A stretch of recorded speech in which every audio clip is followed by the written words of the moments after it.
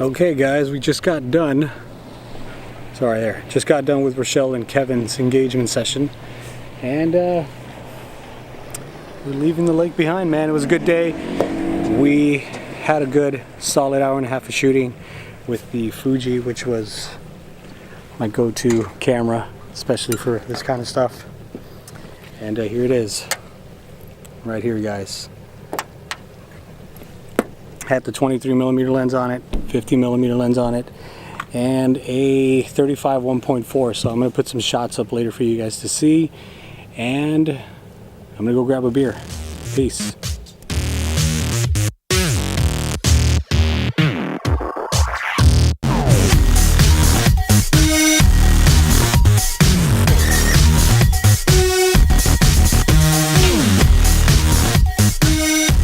What's going on, YouTube? Back at the studio after an awesome engagement session at Medina Lake, right outside of San Antonio, with Kevin and the beautiful Rochelle. I shot the engagement session with my Fuji XPRO 2 and 3 of the Fuji lenses. So what I'm gonna do is I'm gonna run you guys through some Lightroom stuff and show you how Fuji's Provia film standard simulation actually runs with the camera, and we're going to throw in some Mastin Lab presets on there so you guys can see exactly what it is the results are.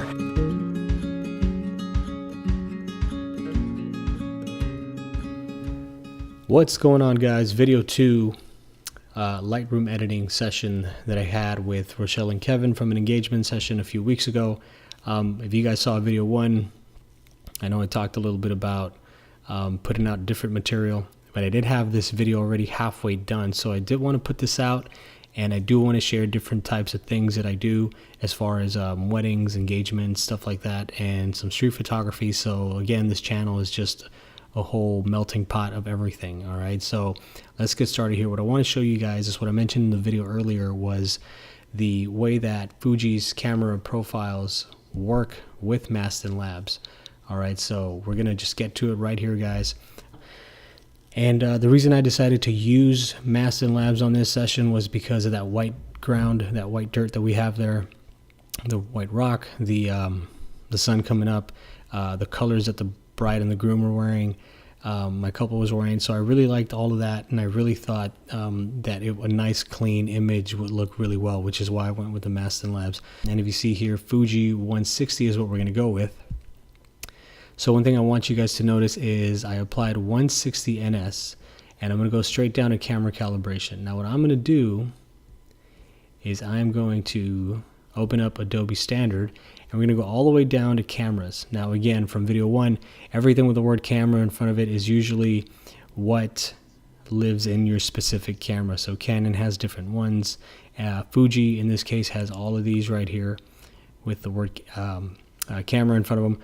So I'm going to show you guys Astia Soft. Now, if you're really into the bright and airy images, if you're shooting on a Fuji and you have this set to Astia Soft, the JPEG version that you see on the screen is phenomenal. It's really, it's you know, hardly needs any editing at all.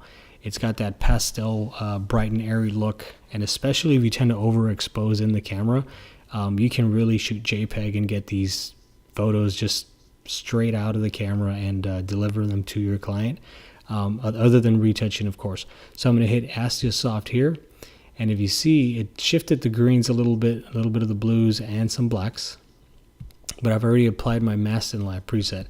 And what I'm going to do is I'm going to go straight over here. Good thing about Mastin, guys, is it's so easy to use. I mean, you just start shifting that temperature slider, I mean, to where you want it, and you can really get some nice, amazing, fast results.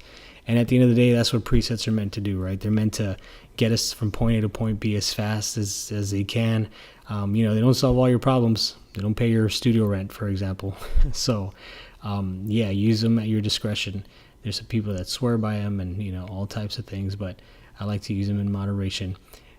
So we're going to go back down here, and there's not really much that I want to do to this photo. I mean, already it's just, I mean, it's a really nice image. I really love the colors in her hair, and quick change right there before. There's your after. nice and airy. Now, Mastin does have the contrast slider boosted up a little bit, so sometimes, you know, those blacks can look really crushed even though they're all the way up high. So, you know, feel free to just back it up a little bit. You know, you want a little bit more of that softer look, more haziness to it, back it up. Use everything in moderation, like I said. I'm going to go with about 68, right around there, not to get too picky. And I don't really throw some grain in there too often, to be honest. I like the way that my images look clean. And another type of preset that I use a lot is Visco. You know, Visco tends to have that really those dark blacks in there, but they can sometimes subdue your skin tone. And in this case, Rochelle is really light complected, and what our Mastin Lab's Fuji preset does, if you look down here, the orange Luminance Slider has the orange channel to 26, so that's really boosting those colors up.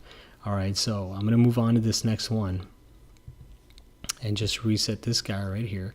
There's a bunch of other stuff that we did, and just come back to my presets tab, come down here to Mastin. Let's reset this guy out. And this is another one slightly underexposed, even though you see our histogram here, it's right in the middle, right? No clipping in the highlights. And, you know, we got some blacks, you know, little underexposure going on. So I'm going to hit back down to camera calibration, open up that tab, and hit that 160 NS. If anybody out there knows what NS stands for, comment down below, because I have no idea what that means, I'm being honest with you. Let's go to version 4, which is the most current one. You'll see some shifting here on the latest version. And let's see, let's open up that profile again. Astia Soft. Boom, there it is, getting my blues back. There you go, that was a tongue twister for you guys, that's awesome. All right, let's increase exposure. Nice and easy, right about there, and start bringing in that orange with that temperature slider. Look at that, guys. Nice and simple, nothing to it. Now you can bring those shadows back up if you want, just a little bit, and again, come back off from that contrast a little bit if you like. And I'm going to show you what I was talking about earlier. Get rid of this trash can over here. Click that sucker out of there, and there's another one up here. Here you go. Thank you, Lightroom, for not sourcing from another place, and we all know what I'm talking about. Okay, so I'm going to go back down to hue, saturation, luminance, and I'm going to talk about this luminance slider. Rochelle, again, like I said, Kevin, you know, light skin toned. So that orange slider really works the skin, if you see that. See what I mean? You want to give Rochelle a tan. Whoa, that's a little too savage. All right, let's back it up a little bit. Right around 20, that's where we had it at.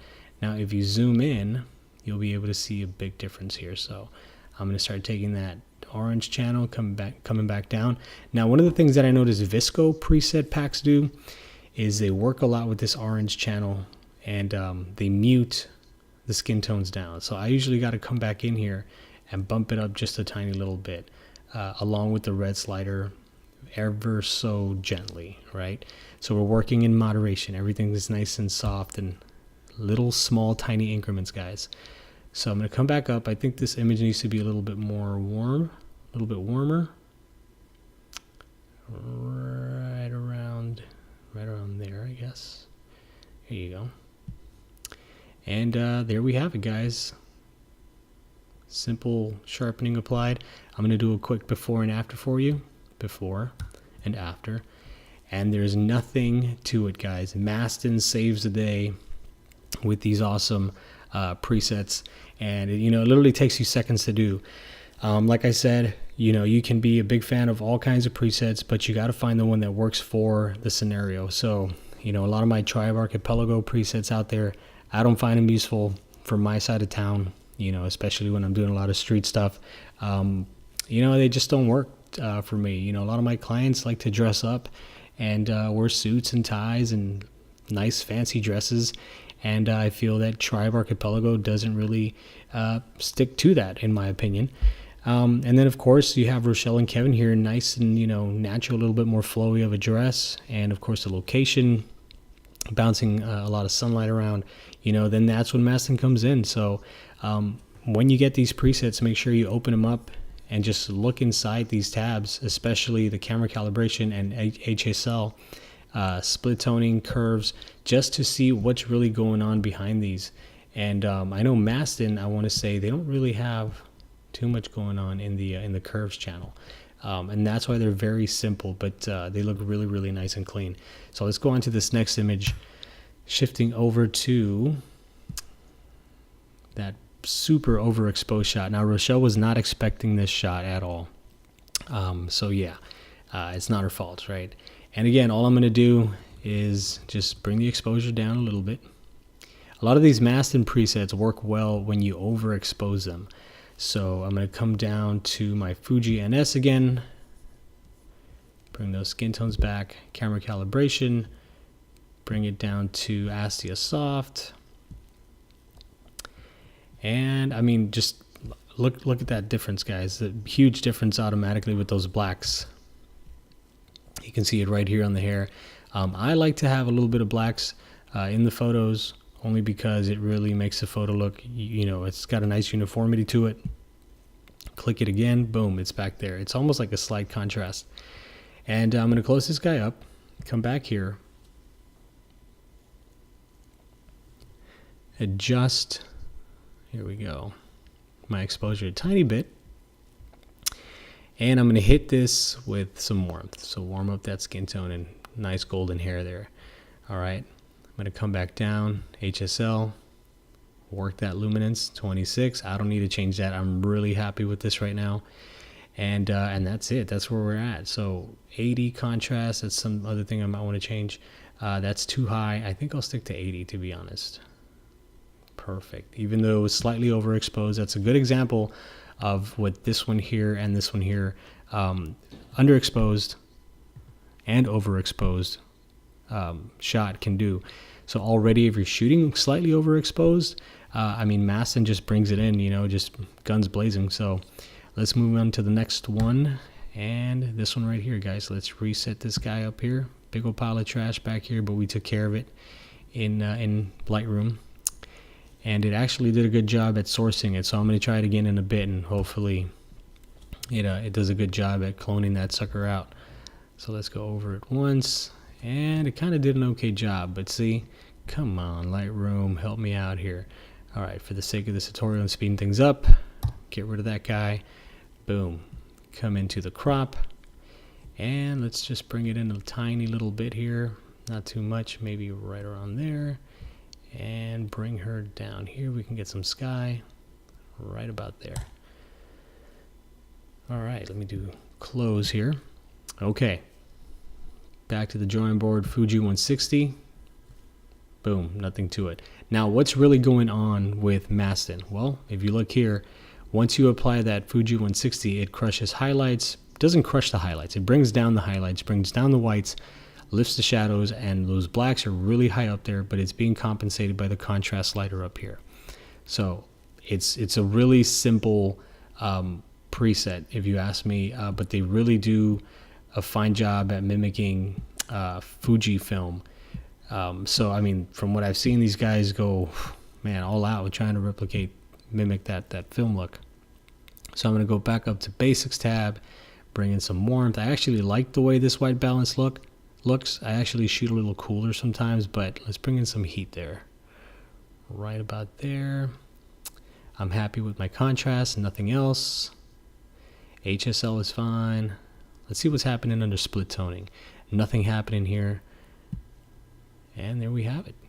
Nice and easy. Nice before, nice after. Moving on to the next one. Boom, same thing. Let's reset this guy. So this is straight out of camera, and one of the reasons why I love Fuji or mirrorless cameras in general